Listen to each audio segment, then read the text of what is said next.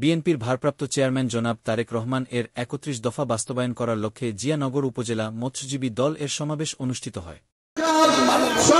সভায় প্রধান অতিথি হিসেবে উপস্থিত ছিলেন পিরোজপুর জেলা বিএনপির আহ্বায়ক অধ্যক্ষ আলমগীর হোসেন। আরও উপস্থিত ছিলেন সদস্য সচিব গাজী ওহেদুজ্জামান লাবলু।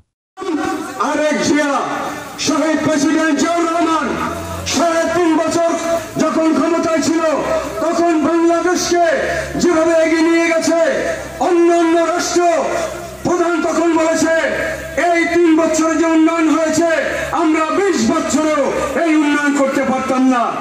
তারই উত্তরসূরি দেশনায়ক তারেক রহমান। আমরা রাজপথে থাকবো, আমাদের কেন্দ্রীয় এবং জেলার নির্দেশনা অনুযায়ী যে সব কর্মসূচি হবে প্রত্যেক কর্মসূচিতে এভাবে অংশগ্রহণ করবেন।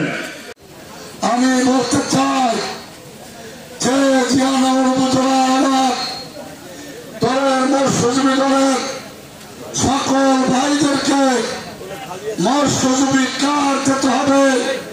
সেজন্য যা যা করা দরকার আমি আমার সত্য নেতা জনাব আলমগীর হোসেন আপনাদের জন্য করবেন সম্মান। গত বছর 11 লক্ষ টাকার পাঙ্গাস বিক্রি করেছে নিজে চাষ করে। অথবা আমি মৎস্যজীবী নয়, আমি মৎস্যজীবী। আমাদের পরিশ্রমের দাম কিন্তু আমরা পাই না।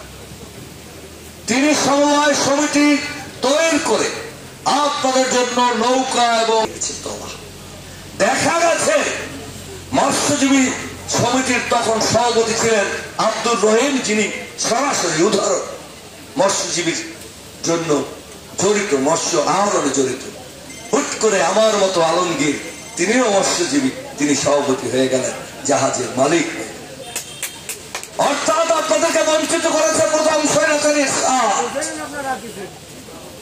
আমরা কিন্তু আজকে বলা হচ্ছে ৩৭ কার্ড ১৭০৫, কিন্তু আপনি কি জানেন আপনার কার্ড নিয়ে ফুল প্যান্ট পরা সেই ব্যক্তিটি আপনাদের ২২ কেজি চাল পার বিক্রি করে আমাদের কাছে ইতিহাস রয়েছে।